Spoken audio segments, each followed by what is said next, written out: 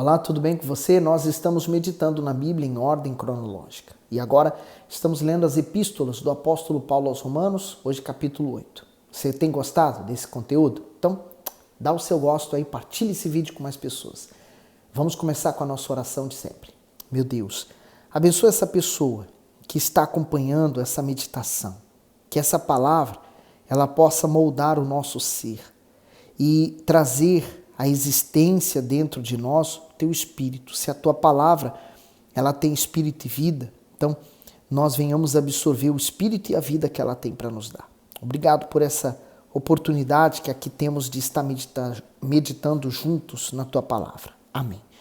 Então, versículo 1. Portanto, agora nenhuma condenação há para os que estão em Cristo Jesus, que não andam segundo a carne, mas segundo o Espírito. Comentário diz: nenhuma condenação há. Paulo mostra aos cristãos de Roma que antes do Senhor Jesus sacrificar a sua vida na cruz, recebendo a punição do pecado em nosso lugar, não havia esperança de salvação para ninguém, pois todos estavam sujeitos à condenação imposta pela lei. Mas quando o pecador se volta para Deus, com o coração totalmente arrependido, recebe a absolvição de todas as suas culpas. Portanto, não haverá julgamento para aquele cujas dívidas foram pagas na cruz. E se não há julgamento, tampouco haverá condenação. Somente aqueles que estão vivendo de acordo com a vontade do Espírito Santo estão livres da condenação, pois são estes que estão em Jesus Cristo. Muitos pensam que estão em Jesus por serem membros ou frequentadores de uma igreja, ou por servirem a Deus, porém estão enganados. Estar em Jesus é ser nascido de Deus e viver em obediência aos seus pensamentos. Então, quem assumiu a sua fé de cristão em Jesus Cristo, esse já não tem mais nenhuma condenação contra ele. Por quê? Porque essa pessoa foi absolvida dos seus pecados, né? Ela foi absolvida daquela culpa do pecado. Então, já não há mais nenhuma condenação. Mas ele fala que não andam segundo a carne, mas segundo o Espírito. Então, só há duas condições. Nesse momento, a condição de você estar andando na carne, quer dizer, segundo a sua vontade, ou segundo o Espírito, quer dizer, segundo a vontade de Deus. Então, eu não tenho como estar fazendo as duas coisas. Ou eu estou fazendo a minha vontade, portanto, negando a Deus e não estou e ainda estou sobre a condenação, ou eu me libertei. Agora estou em Cristo Jesus. Não há mais condenação. A minha mente está lavada. No 2, porque a lei do Espírito de vida em Cristo Jesus me livrou da lei do pecado e da morte. Porquanto o que era impossível à lei, visto como estava enferma pela carne, Deus, enviando o seu Filho em semelhança da carne do pecado, pelo pecado condenou o pecado na carne. Comentário do 2 e 3, lei do Espírito de vida. Paulo faz um paralelo entre a lei, que veio por intermédio de Moisés e trazia a condenação e a morte para quem não a cumprisse, e a lei do Espírito de vida, que oferecia ao pior pecador a possibilidade de perdão e de salvação. Quando há crença verdadeira no Evangelho, o Espírito Santo faz aspergir o precioso sangue do Senhor Jesus dentro de nós. E uma vez que o nosso interior é lavado, somos livres da culpa e da condenação do pecado. Isto é, somos livres para ter uma nova vida com o Senhor Jesus, obedecendo à lei santa, justa e boa do Altíssimo. É o Espírito Santo quem nos ensina a andar nos preceitos de Deus e tornar possível refletir o caráter do Senhor Jesus em nosso ser. E por que a lei estava enferma? Porque a lei tinha a função de salvar, porém, aquele que obedecia. Uma vez que não houve nenhum ser humano na face da terra, exceto o Senhor Jesus, que cumpriu toda a lei, nenhum outro conseguiu. Então, a lei não tinha o poder de salvar. Então, Deus enviou o seu Filho para condenar o pecado na sua carne. No 4, para que a justiça da lei se cumprisse em nós, que não andamos segundo a carne, mas segundo o Espírito. porque os que são segundo a carne inclinam-se para as coisas da carne, mas os que são segundo o Espírito para as coisas do Espírito. Porque a inclinação da carne é morte, mas a inclinação do Espírito é vida e paz. O comentário: a inclinação da carne é a inclinação do Espírito. O Senhor Jesus disse que quem é nascido da carne é carne, e quem é nascido do Espírito é Espírito. Quem ainda é carne, velha criatura, não se inclinará, ou seja, não se curvará à direção do Espírito Santo. E quem é Espírito, nascido de Deus, não se curvará aos desejos da carne. Assim, no mundo espiritual, não há indefinição. Ou a pessoa é luz ou trevas, ou é de Deus ou do diabo. Viver na carne é atender à voz do coração, que é desesperadamente perverso e enganador. O coração tem sido motivo do sofrimento e da ruína de muita gente. Porém, quando a pessoa se submete ao Espírito Santo, ela se torna forte o suficiente para resistir aos apelos carnais e se manter salva na presença de Deus. Então, quando nós falamos de coração, alma ou coração é a mesma coisa, porque é na alma que nós temos todos os sentidos, né?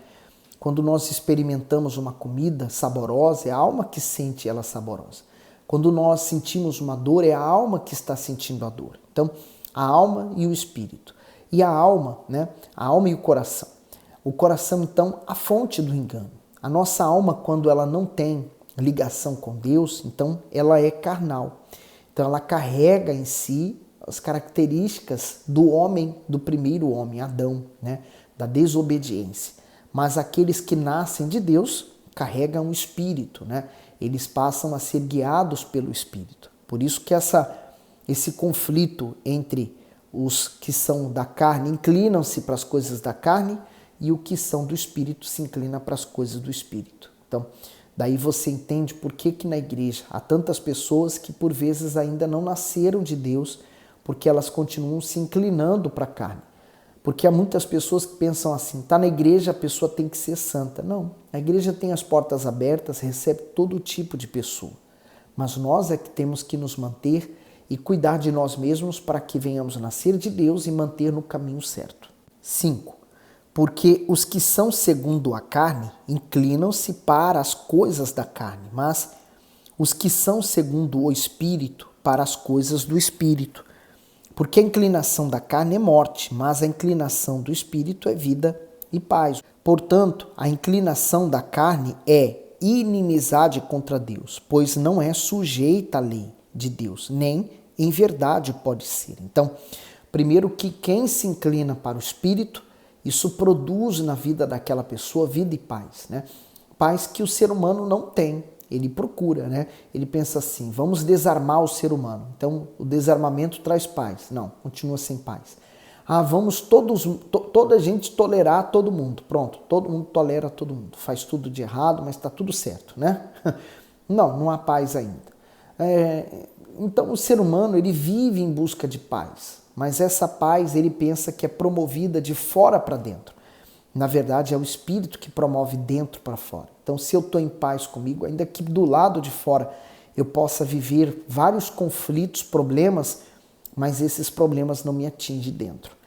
Agora, no 7, ele está falando assim, que a inclinação da carne é uma inimizade contra Deus. Então, nos tornamos, logo, se eu sou inclinado às coisas da carne, inimigo de Deus, né? Pois não é sujeita à lei de Deus. No 8, portanto, os que estão na carne não podem agradar a Deus. Vós, porém, não estáis na carne, mas no Espírito, se é que o Espírito de Deus habita em vós. Mas se alguém não tem o Espírito de Cristo, esse tal não é dele. O comentário do 8 e 9 diz, os que estão na carne. O apóstolo Paulo é incisivo em suas declarações, porque muitos cristãos não eram sinceros em sua conversão. Apesar de alguns professarem a fé, ainda continuavam entregues aos prazeres da carne, inclinados às emoções do coração. É isso que acontece com muitos cristãos que conhecem a palavra da verdade, passam anos na igreja, mas não conseguem colocar a vida no centro da vontade de Deus. Vivem na mornidão espiritual e por isso não conseguem receber o Espírito Santo. são os chamados filhos da carne, que sempre resistem à direção do Espírito. Estes estão sempre envolvidos em contendas e vivem murmurando ou reclamando da igreja, do pastor e dos demais. Além disso, nunca estão satisfeitos com nada e sempre arranjam um motivo para criticar. Alguns tentam enganar a outros ou a si mesmo, dizendo que são cheios do Espírito Santo, mas suas atitudes revelam sua verdadeira natureza. E por isso que não há como uma árvore boa produzir maus frutos, nem a árvore má produzir bons frutos. Então se conhece a árvore pelo fruto. Então se a pessoa ainda não nasceu de Deus, ela vai apresentar frutos da carne. Quem nasceu do Espírito vai apresentar frutos de quem nasceu do Espírito. Por isso que ele fala, os que estão na carne não podem agradar a Deus. Então ele não agrada a Deus. Nem que por mas por um tempo. Não, nem por um tempo. Ele não consegue. E vós, porém, que está na carne, mas no Espírito, se é que o Espírito de Deus habita em vós. Porque muitos se passam com uma falsa aparência de que estão bem, que estão dando bons frutos, mas na verdade são árvores podres. Já viu por exemplo, uma maçã? Às vezes você vai no mercado, a maçã por fora está brilhosa, né? Linda, né? Linda de se ver. Mas quando você corta ela, o meio dela está podre. Quantas pessoas são assim, né? Que por fora, na igreja, tem aquela aparência de cristã, mas por dentro não estão nada bem. Por isso que ele fala, se é que o Espírito de Deus habita em vós. Mas se alguém não tem o Espírito de Cristo, esse tal não é dele. Tem pessoas que já travam aqui e falam, e agora? Porque eu não tenho o Espírito Santo, então eu não sou dele. Bom, vamos diferenciar. Conforme a pessoa vai se entregando, né? Por exemplo, conforme nós vamos lendo a palavra de Deus, você vai nas reuniões, o pastor está ali falando. Então, é um dever nosso examinar a nós mesmos e se eu não estou praticando aquilo que estou sendo ensinado, eu devo passar a praticar. Então, eu vivo na prática da palavra de Deus. Logo, o Espírito Santo está trabalhando em conjunto comigo. E à medida que eu vou me entregando, quanto mais eu me entrego, mais o Espírito Santo vai ter poder de entrar na minha vida. Agora, o que normalmente acontece? A pessoa vai na igreja, ela ouve a palavra de Deus, ela deixa entrar no ouvido, sair no outro, ela simplesmente não se importa e segue a vida dela praticando o erro, né? Continua praticando tudo errado. Então, essa pessoa não tem como falar que é de Deus. Por quê? Porque ela não pratica, né? O Senhor Jesus falou de duas pessoas e não tem uma terceira, né? Uma construiu a casa sobre areia, veio a tempestade, os ventos, destruiu. E o outro construiu sobre a rocha. E esse, quando veio todos os mesmos problemas para o que construiu na areia, a casa dele permaneceu. Quem constrói na areia é quem não quer sacrificar. O que constrói na rocha sacrificou suas vontades, quer dizer, praticou a palavra de Deus. No 10. E se Cristo está em vós, o corpo, na verdade, está morto por causa do pecado, mas o espírito vive por causa da justiça. Então, quer dizer, quando nós crucificamos a nossa vontade, nosso velho eu na cruz, então nós morremos literalmente para o pecado. É como se o pecado já não pudesse mais nos atingir ou fazer efeito em nós. 11.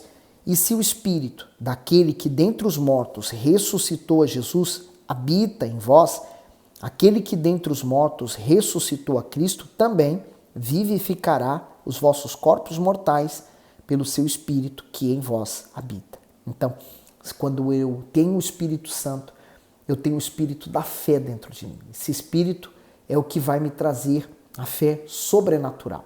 A fé que torna tudo possível. 12. De maneira que, irmãos, somos devedores não à carne para viver segundo a carne. Porque se viverdes segundo a carne, morrereis. Mas se pelo Espírito mortificardes as obras do corpo, vivereis. Então, quem vive pela carne, morre. Quer dizer, o pecado, o salário. Mas olha o salário de quem vive no Espírito. A vida, né? No 14, porque todos os que são guiados pelo Espírito de Deus, esses são filhos de Deus. O comentário diz, guiados pelo Espírito de Deus. Essas palavras afirmam que ninguém pode se auto-intitular filho de Deus, pois essa atribuição é dada somente pelo Espírito pelo próprio Espírito Santo a todos que são guiados por ele. A nossa vida pertence àquele cuja voz ouvimos e seguimos e que, portanto, tem o total controle das nossas ações e reações. Uma das características mais marcantes de um filho de Deus é a sua sensibilidade em ouvir e se submeter à vontade do Espírito Santo. Isso o diferencia dos demais que não são filhos. Então esse versículo é bem claro, né? Não há dúvida, porque todos os que são guiados pelo Espírito de Deus são filhos de Deus. Então, se a pessoa não tem a Deus como guia, logo, quem guia ela, né? Quem está à frente dela? 15. Porque não recebestes o espírito de escravidão, para outra vez estardes em temor, mas recebestes o espírito de adoção de filhos, pelo qual clamamos Abba Pai. O comentário, o espírito de adoção de filhos. Paulo usou um exemplo de algo muito comum entre os romanos e os gregos, a prática da adoção. O adotado deixava a sua condição de órfão para se unir a outra família. Com isso, se tornava herdeiro também. No sentido espiritual, éramos filhos da escravidão, porém, fomos adotados pelo Espírito Santo e assim fomos inseridos na família de Deus. Para ser filho do Altíssimo, é preciso ser gerado pelo Espírito Santo e quem é gerado por ele tem o privilégio de viver livre da escravidão do pecado. Afinal, o Espírito fortalece e orienta a vencer os desejos carnais, os medos e as dúvidas que tentam impedir uma comunhão sincera com Deus. Como filho adotivo, a pessoa recebe o privilégio da sua santa presença, do seu amor, dos seus cuidados e da sua proteção permanentemente. E tudo isso tendo a liberdade de chamá-lo de Pai, assim como fazia o Senhor Jesus. Então, enquanto a pessoa for escrava do pecado, ela não tem como servir a Deus. Ela serve a si mesma, aos seus interesses, ela é autossuficiente. Ela não depende de Deus. Então, quando a pessoa deixa de depender de si mesma e ela se entrega para Deus, a primeira atitude que acontece nela é a morte da velha criatura. Então, ela nasce uma criatura agora dependente, totalmente dependente de Deus. E aí começa a vida espiritual daquela pessoa, né? O amadurecimento na fé. E vem os desertos, vem os problemas, mas eu só quero reler aqui, né? Porque não recebeste o espírito de escravidão. Já fomos libertos dele. Para outra vez estardes em temor, mas recebeste o espírito de adoção de filhos, pelo qual chamamos Abba Pai. E quando fala Abba Pai é uma expressão muito carinhosa com Deus, né? Então, nós temos como irmão ao Senhor Jesus, o nosso primeiro irmão, e depois dele muitos outros que nascem de Deus. Por isso, aquela teoria falsa de que todos são filhos de Deus é a maior mentira de todas, né? O ser humano gosta de ser enganado. Nem todos são filhos de Deus, são criaturas. Para ser filho é preciso sacrificar. Que Deus continue abençoando você. Até o próximo vídeo. Fique bem.